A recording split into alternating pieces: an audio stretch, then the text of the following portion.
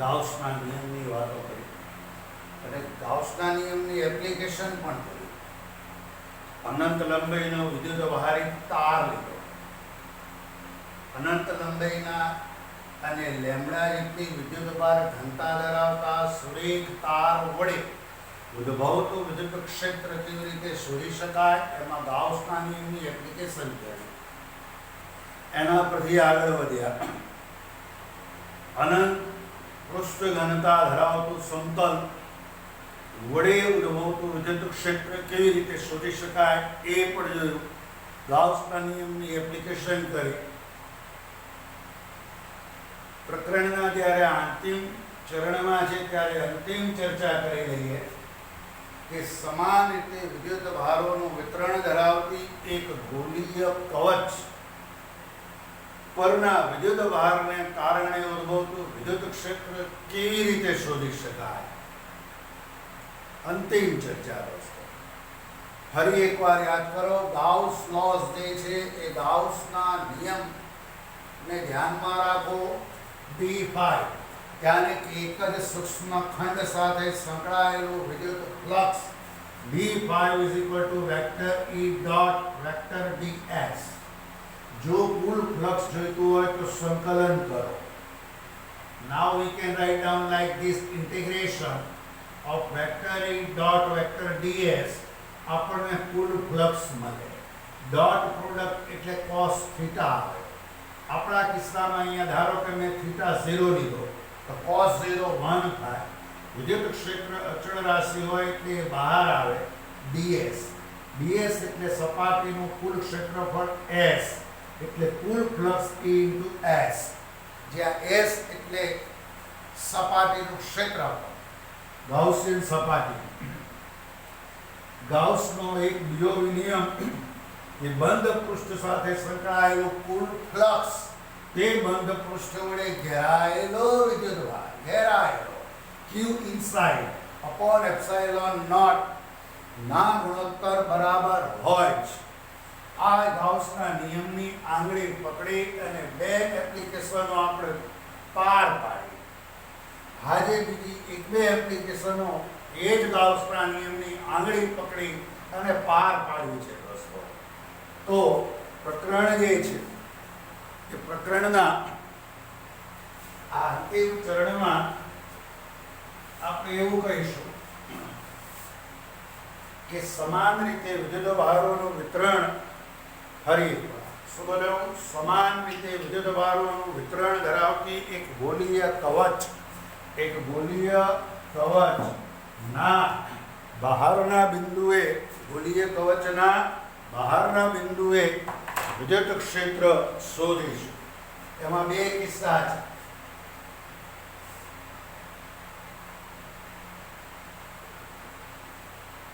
સમાન રીતે વિદ્યુતભારિત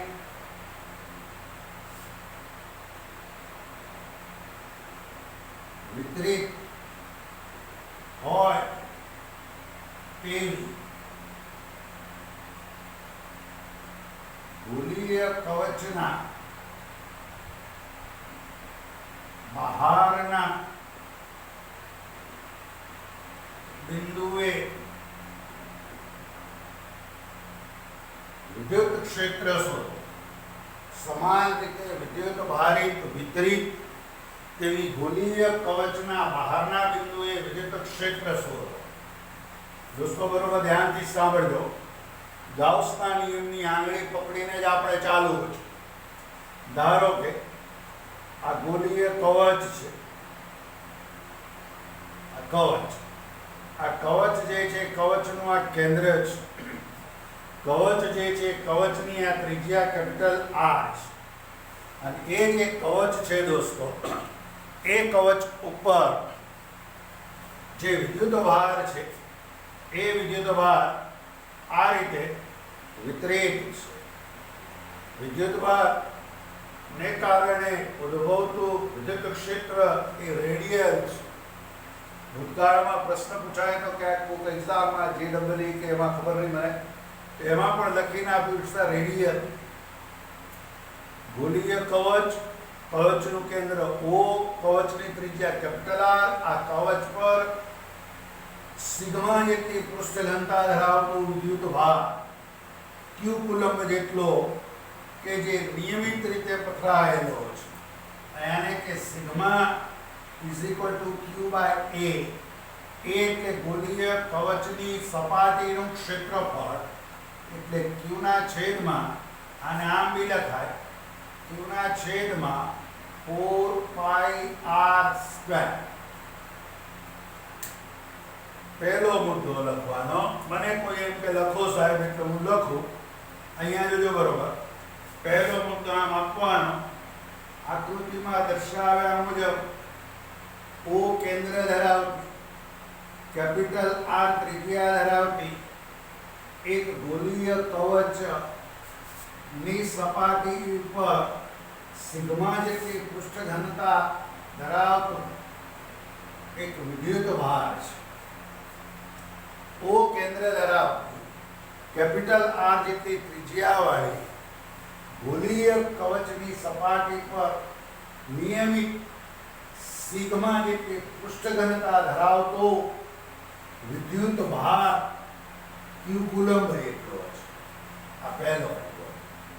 બીજો મુદ્દો તમારે લખવો પડે કે કવચથી બહાર યાને કવચના કેન્દ્ર O થી કવચની બહાર બરોબર ધ્યાન આપજો. R is greater than R. R અંતરે આવેલા બિંદુ P પાસે વિદ્યુત ક્ષેત્ર શોધીશું. કવચના કેન્દ્ર O થી કવચની બહાર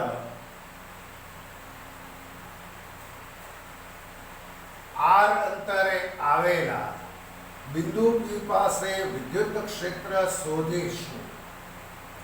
વિદ્યુત ક્ષેત્ર શોધવું હોય તો ગાઉસે કીધું કે તમે ગાઉસિયન પૃષ્ઠ પસંદ કરો અને એ ગાઉસિયન સપાટી એવી રીતે પસંદ કરો કે જે સપાટી પર એ બિંદુ આવે કે જે બિંદુએ તમે ક્ષેત્ર શોધવા ચાહતા હો. ગાઉસિયન સપાટી એવી પસંદ કરો કે જે બિંદુએ તમે ક્ષેત્ર શોધવા માંગતા હો તે બિંદુ એક ક્ષેત્રની એ સપાટી પર આવે. કઈ સપાટી? તો કે ગાઉસિયન સપાટી. ગાઉસિયન સપાટીને આકાર અને પરિમાણ સાથે કોઈ જ લેવા દેવા નથી. નવા નીચવાનો પણ સંબંધ નથી, આપણે જાણીએ છીએ. એટલે મારે આ બિંદુ P પાસે જો વિદ્યુત ક્ષેત્ર શોધવું હોય તો હું એક આવી ગાઉસિયન સપાટી પસંદ કરું. દોસ્તો અહીંયા ધ્યાન આપજો.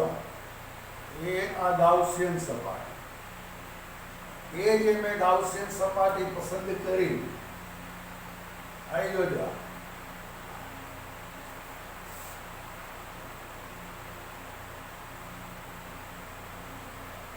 અહીં લખી નાખ, થોડુંક નડી ગયું. તો મેં જે આ ગાઉસિયન સપાટી પસંદ કરી એ આપ જોઈ શકો છો. એ ગાઉસિયન સપાટી પર આ બિંદુ P આવી ગયું કે જ્યાં હું વિદ્યુત ક્ષેત્ર શોધવા માંગુ છું.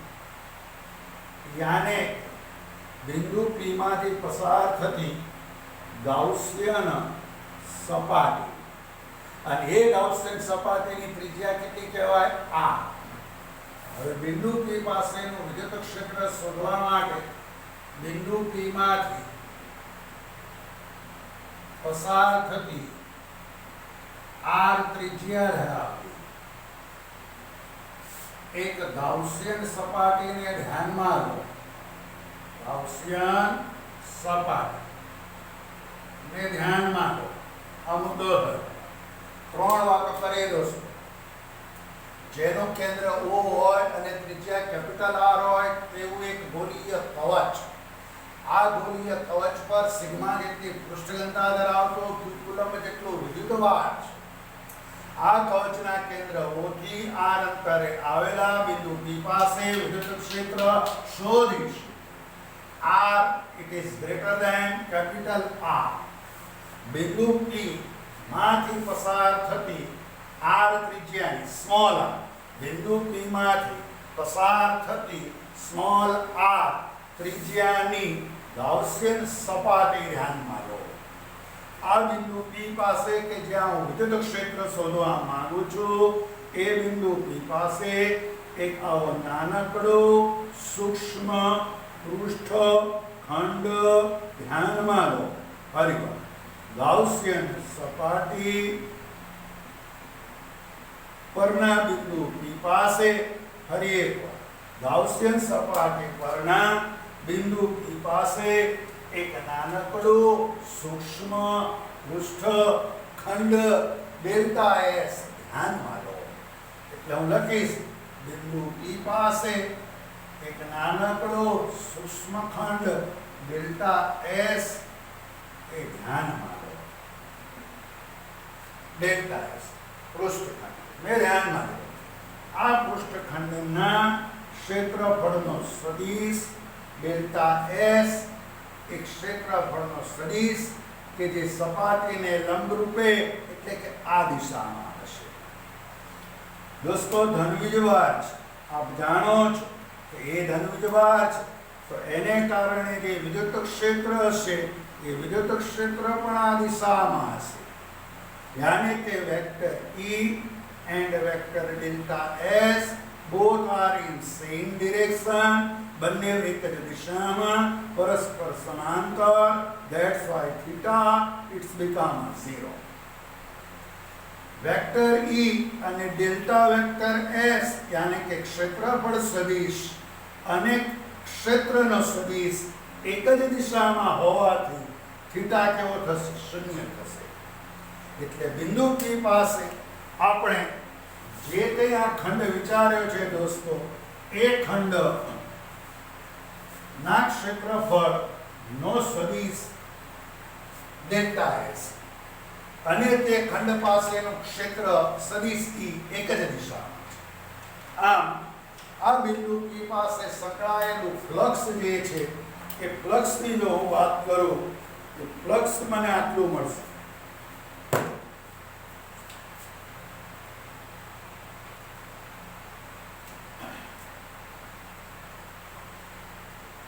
ડેલ્ટા S પૃષ્ઠખંડ સાથે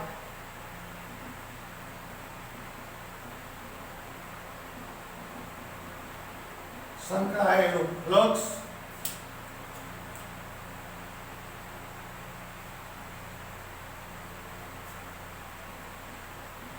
ડેલ્ટા ફાઈ બરાબર vector E dot vector delta S. સૂત્ર જોઈ લો. we can say E into delta S cos theta. theta એટલે vector E and delta vector S વચ્ચેનો ખૂણો. એ ખૂણો થીટા કેવો? શૂન્ય. That's why we can say our answer is this delta phi. દોસ્તો આપણને જે આ ફ્લક્સ મળે છે એ ફ્લક્સ આ બિંદુ P પાસેના પૃષ્ઠખંડ સાથે સંકળાયેલું મળ્યું. P પાસેનો જે તમે સૂક્ષ્મ ખંડ વિચાર્યો એ ખંડ સાથે સંકળાયેલું ફ્લક્સ મળ્યું. મારે કુલ ફ્લક્સ જોઈતું હોય તો આ ગાઉસિયન સપાટી જે છે એ સપાટીના પ્રત્યેક બિંદુએ આવા નાના નાના પૃષ્ઠખંડો હું ધ્યાનમાં લઉં દોસ્તો, અને એ દરેક પૃષ્ઠખંડો સાથે સંકળાયેલું ફ્લક્સ જો હું શોધી નાખું અને એનો જો હું સરવાળો કરું તો મને કુલ ફ્લક્સ મળે. કેવું ફ્લક્સ મળે? કુલ ફ્લક્સ મળે.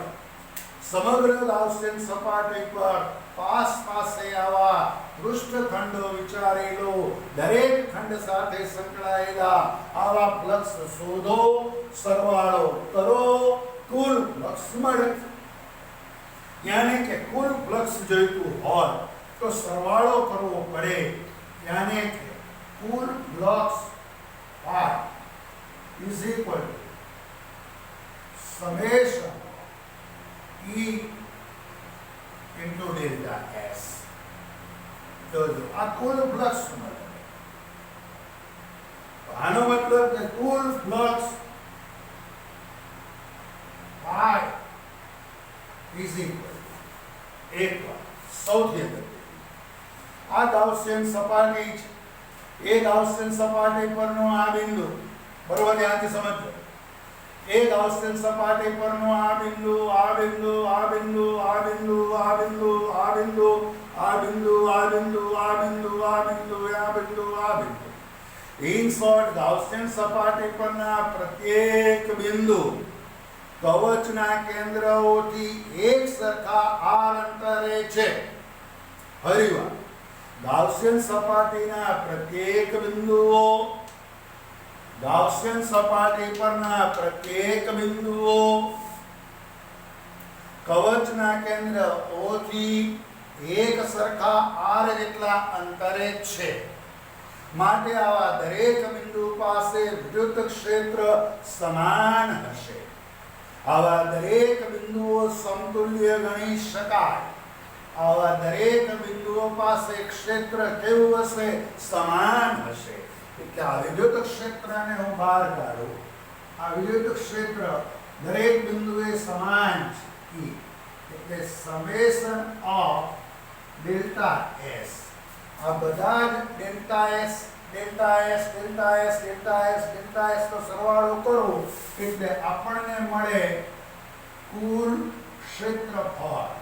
એટલે સૂત્ર આવું થશે E into S, યાને કે કુલ ફ્લક્સ આપણને મળ્યું. શું મળ્યું? આ કુલ ફ્લક્સ મળ્યું. હવે S એટલે તમે જે આ ગાઉસિયન સપાટી લીધી છે, કે જે ગાઉસિયન સપાટીની ત્રિજ્યા r છે એનું ક્ષેત્રફળ. એટલે હવે એને આમ લખાય I is equal to E into 4 pi r square. આ એક સૂત્ર થયું આપણે દોસ્તો, ગાઉસિયન સપાટીનું ક્ષેત્રફળ. દોસ્તો ધ્યાનમાં રાખજો, ક્યારે કેપિટલ R લેવો, ક્યારે સ્મોલ r લેવો, એમાં છોકરાઓ વારંવાર ભૂલો કરે છે. ક્યારે સ્મોલ r લેવો, ક્યારે કેપિટલ R લેવો, એમાં છોકરાઓને બહુ મુશ્કેલી થાય, તકલીફ થાય છે. 4 પાઈ r સ્ક્વેર. હવે હું આ સૂત્રને ધ્યાનમાં લઉં તો કે ફ્લક્સનું સૂત્ર છે આ C. કુલ ફ્લક્સ એટલે ઘેરાયેલો ઇન્ટરનલ Q ભાગ્યા એપ્સાઇલોન નોટ. આ ગાઉસિયન સપાટી છે. એ ગાઉસિયન સપાટીમાં ઘેરાયેલો આ વિદ્યુતભાર છે. અને એ જે વિદ્યુતભાર છે, એ વિદ્યુતભાર કેટલો છે? તો કે આ Q જેટલો છે. કેટલો છે? Q જેટલો. અને એ Q એ આ થશે અહીંયા. Q is equal to sigma into 4 pi r square. આ ગાઉસિયન સપાટી વડે ઘેરાયેલો વિદ્યુતભાર, એ વિદ્યુતભાર એટલે Q. Q એટલે sigma into 4 pi r square. Because of this is our formula. A એટલે 4 pi r square. અહીંયા જાય Q મળે. એટલે ઘેરાયેલો આ વિદ્યુતભાર જે છે, એ ઘેરાયેલો વિદ્યુતભાર આપણે આવી રીતે લખી શકીએ કે ઘેરાયેલો વિદ્યુતભાર એટલે sigma into 4 pi r square upon epsilon naught. Equation number 2. दोस्तों, समीकरण 1 અને સમીકરણ 2 ને સરખાવો. This is our equation number 2. એટલે સમીકરણ 1 અને સમીકરણ 2 સરખાવવા. તો આવું થશે E 4 pi r square is equal to sigma 4 pi r square upon epsilon naught. તો દોસ્તો તમે જુઓ, 4 pi cancel. 4 pi will be cancelled. So E is equal to sigma upon epsilon naught r square upon r.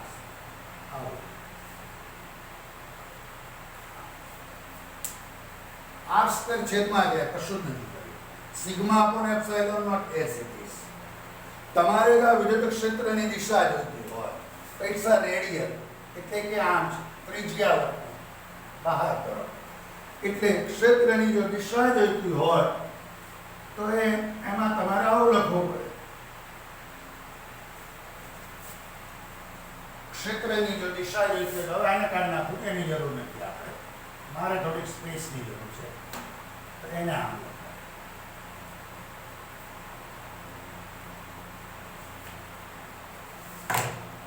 આ જ વસ્તુ આ રીતે લખાય, ક્ષેત્રની દિશા જોઈતી હોય તો vector E is equal to sigma upon epsilon naught r square upon r square cap r.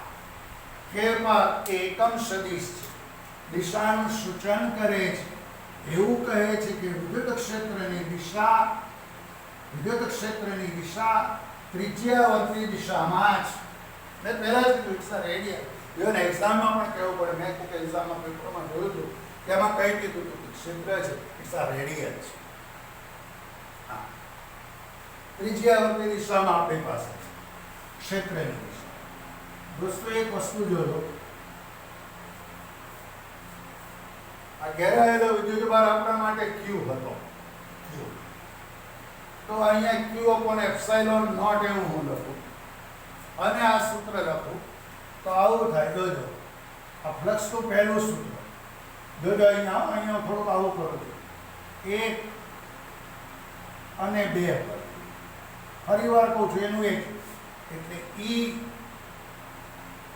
બરોબર ધ્યાનથી જોજો, E 4 pi r square is equal to આ ફ્લક્સ આ બરાબર આ બરાબર આ બરાબર આ, પણ આ ઘેરાયેલો જે છે આપણા માટે આ Q છે, Q in છે, એના બદલે ઘેરાયેલો Q અને છેદમાં એપ્સિલોન નોટ, તો E બરાબર Q ના છેદમાં 4 pi epsilon naught into r square.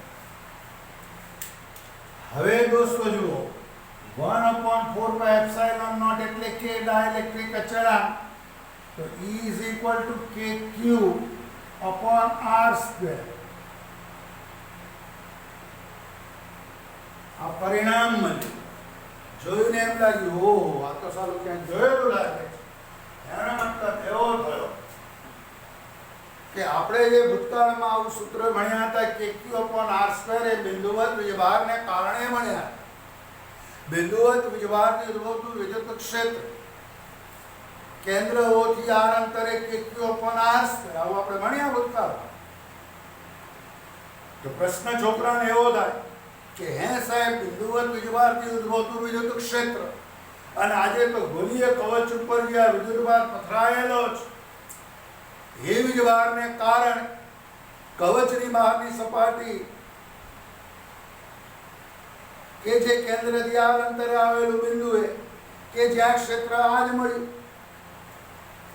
તો શું કવચ પર પથરાયેલા વીજભારને કારણે r અંતરે મળતું ક્ષેત્ર અને q કુલમ વીજભારથી r અંતરે મળતું ક્ષેત્ર બે એક જ.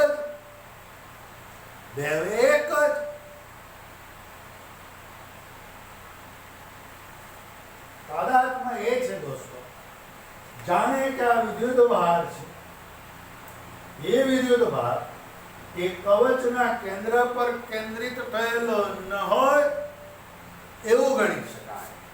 કારણ કે આપણે એ જે બિંદુવત વીજભાર લીધો હતો, યાદ કરો, એ વીજભારને આપણે અહીંયા અક્ષ પદ્ધતિના અવગમ બિંદુ પર લીધો હતો, ત્યાંથી r અંતરે ક્ષેત્ર મળ્યું કે q upon r square. તો અહીંયા આપણે એવું કહી શકીએ જાણે કે આ વિદ્યુતભાર એ તેના કેન્દ્રીય પર કેન્દ્રિત થયેલો હોય એવું લાગે એવું ગણી શકાય. આટલી વાતો કરી દોસ્તો. મેં આકૃતિમાં હું કેન્દ્ર ધરાવતું કેપિટલ આર ત્રિજ્યા ધરાવતી ગોળીય કવચ, કવચ પર સિગ્મા જેટલી પૃષ્ઠઘનતા ધરાવતો ક્યુકુલમ વીજભાર. ફરીવાર ઓ કેન્દ્ર આર ત્રિજ્યા ગોળીય કવચ, ઓ કેન્દ્ર ધરાવતી કેપિટલ આર ત્રિજ્યા ધરાવતી ગોળીય કવચ પર નિયમિત પૃષ્ઠઘનતા સિગ્મા ધરાવતો વિદ્યુતભાર. કવચના કેન્દ્ર ઓ થી કવચની બહાર આર અંતરે આવેલા બિંદુ P પાસે વિદ્યુત ક્ષેત્ર શોધીશું. આ માટે બિંદુ P માંથી પસાર થતી આર ત્રિજ્યાની એક ગાઉસિયન સપાટીને ધ્યાનમાં લો. આ બિંદુ P પાસે ડેલ્ટા S જેટલું ક્ષેત્રફળ ધરાવતો એક પૃષ્ઠખંડ ધ્યાનમાં લો. આ ડેલ્ટા S ખંડ સાથે સંકળાયેલું flux, this is our formula, cos theta, vector E and vector delta S both are in same direction, that's why theta is a 0, cos 0 it's a 1. Our answer is this. આપણને જે flux મળ્યું એ માત્ર એક જ ખંડ સાથે સંકળાયેલું મળ્યું.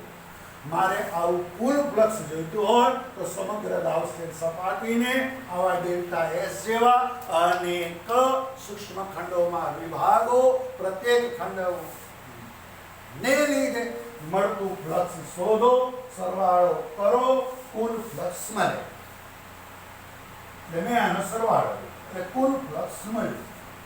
આ ગાઉસિયન સપાટી પરના પ્રત્યેક બિંદુઓ, બહુ અગત્યની વાત દોસ્તો, આ વાક્ય લખવું જ પડે. તમે આખી થિયરી લખશો અને જો આ વાક્ય ન લખો તો એનો તાદાત્મ્ય છે ગાઉસના નિયમનો.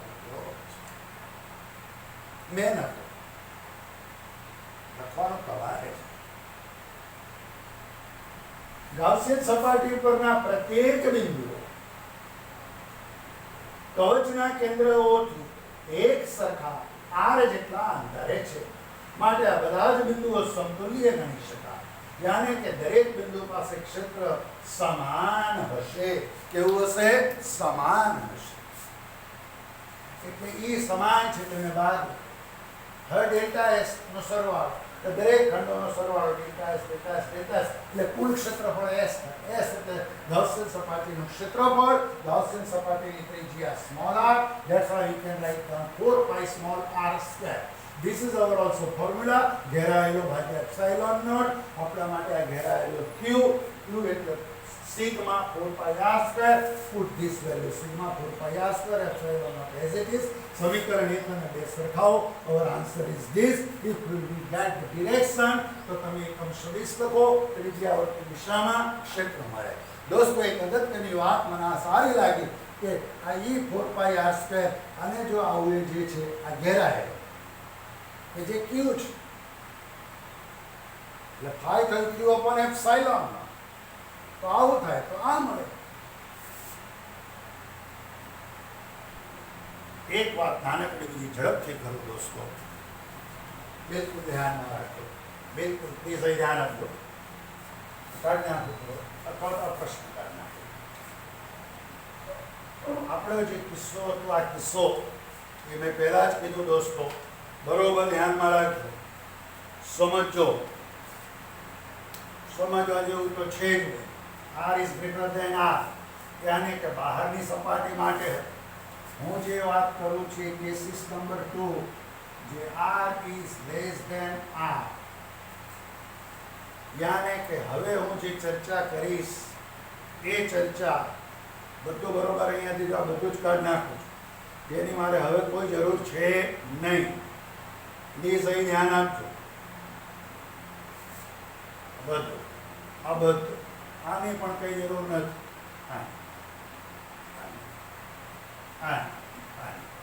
કોઈની ક્યાંય કશી જ જરૂર નથી.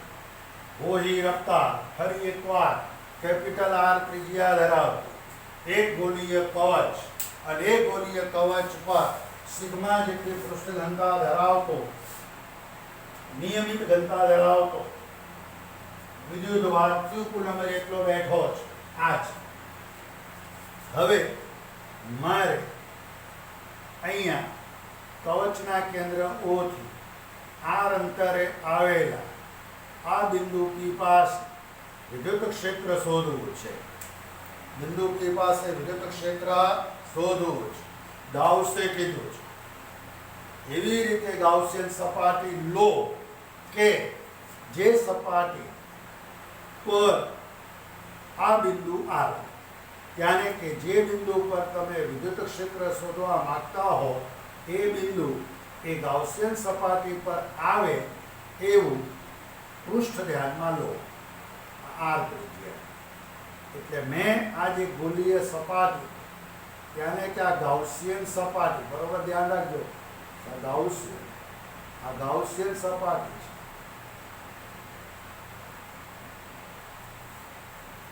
के जे गाउसियन सपाटी नी त्रिज्या केटली छे स्मॉल आर।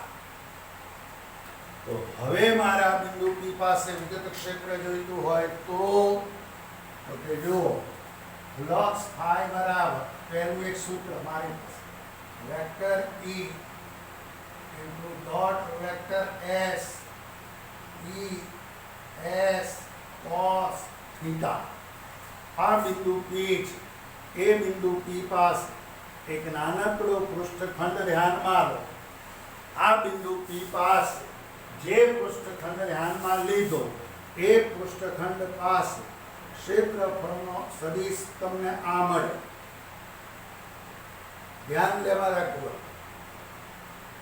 विद्युत क्षेत्र ए धनविजवारी ए विद्युत क्षेत्र नी दिशा पण आ हशे। Both are in same direction, that's why theta is equal to 0। और एक बार बिंदु पी पासे ध्यान में लीधेला पृष्ठखंड ना क्षेत्रफळनो सदिश डेल्टा एस अने ते बिंदु पासेना विद्युत क्षेत्रनी दिशा थीटा सॉरी बे एक ज दिशा सेम डायरेक्शन। बिंदु पी पासे ध्यान में लीधेला खंड ना क्षेत्रफळ सदिशनी दिशा अने क्षेत्रनी दिशा एक ज छे, थीटा 0 छे। cos 0 1 आउ गाउसियन सपाटीना दरेक बिंदुओ माटे लखी शकाय।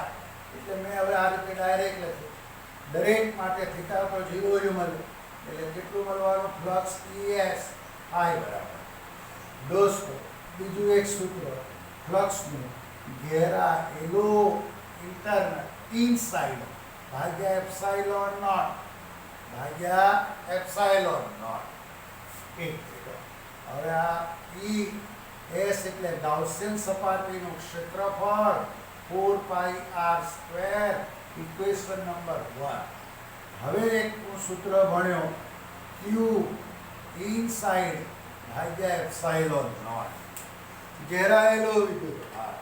दोस्तों घेराયેલો विद्युत भार Q इनसाइड आ गाउसियन सपाटी वडे घेराયેલો, गाउसियन सपाटी वडे घेराયેલો। घेराયેલાનો બહુ તાદાત્મ્ય છે ગાઉસના નિયમમાં હું પહેલેથી વારંવાર કહેતો આવ્યો છું।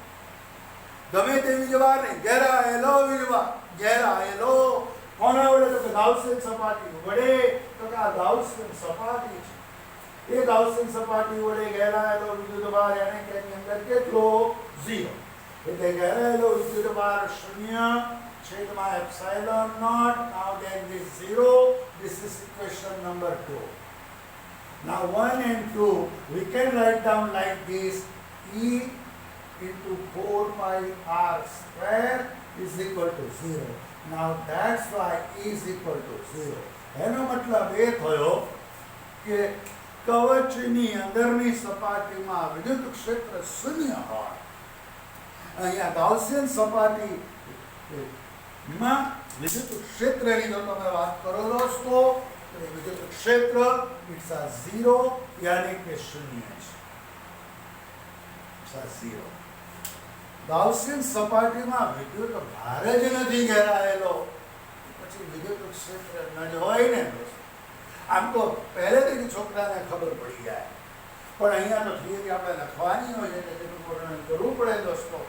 આકૃતિમાં જેનું કેન્દ્ર ધ્વજના કેન્દ્ર ઉપર સંપાત થાય તેવી આ ત્રિજ્યાની ગાઉસિયન સપાટી, આ ગાઉસિયન સપાટી પરના બિંદુ P પાસેનું ક્ષેત્ર શોધો છે।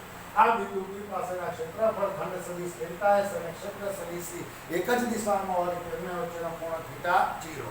આ ગાઉસિયન સપાટી પરના પ્રત્યેક બિંદુએ ક્ષેત્ર કેવું હશે? સમાન હશે। બિંદુ P પાસેના પૃષ્ઠખંડ સાથે સંકળાયેલું પ્લસ ડેલ્ટા ફાઈ બરાબર E into delta S cos 0. કુલ ફ્લક્સ જોઈતું હોય તો ફાઈ બરાબર vector E dot vector S theta 0 દરેક માટે કોસ 0 એટલે કુલ ફ્લક્સ CS S એટલે ગાઉસિયન સપાટીનું ક્ષેત્રફળ કે જેની જગ્યાએ small r that's why we can write out like this.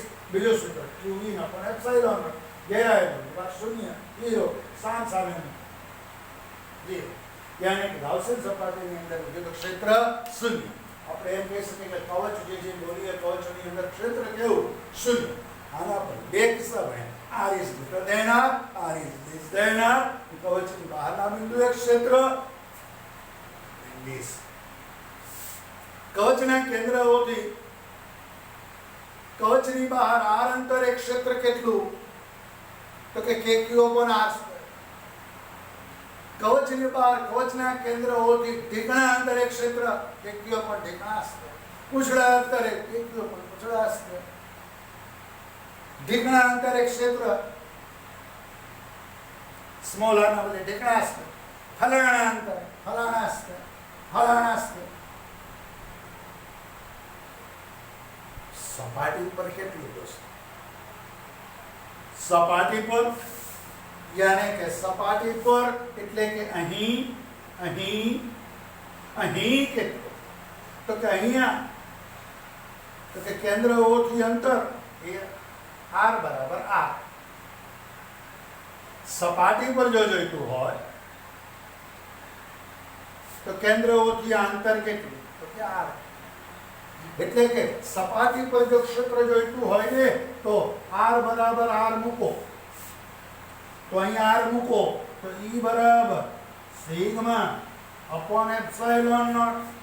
કારણ કે r મૂકો એટલે r square will be cancel out. આ તમને મળે પણ દોસ્તો આ જે મળે ને એ મહત્તમ મળે. એવું મળે ઇટ્સ આ મેક્સ મહત્તમ. ત્રણ વાતો કરી દોસ્તો કે કવચની અંદર ક્ષેત્ર 0, કવચની સપાટી પર ક્ષેત્ર તથા મહત્તમ, અને પછી એ કવચની બહાર જેમ જેમ અંતર r વધતું જાય અંતર r વધે ક્ષેત્ર ડિક્રીઝ અને ઘટે. ક્ષેત્ર 1 upon r સ્ક્વેર ના પ્રમાણમાં ઘટે છે. સૂત્ર એટલે છે હું નથી કહેતો. ત્રણ કેસીસ છે. કવચની અંદર કેવું 0, સપાટી ઉપર કેવું તો મહત્તમ. આ વેલ્યુ જે છે ઇટ્સ અ મેક્સ મહત્તમ. અને પછી સપાટીથી જેમ જેમ અંતર r વધતું જાય તો ક્ષેત્ર ઘટતું જાય. યાની કે r અંતરે ક્ષેત્ર આટલું હોય. ફલાણા ઢીકણા આટલું કરો પછી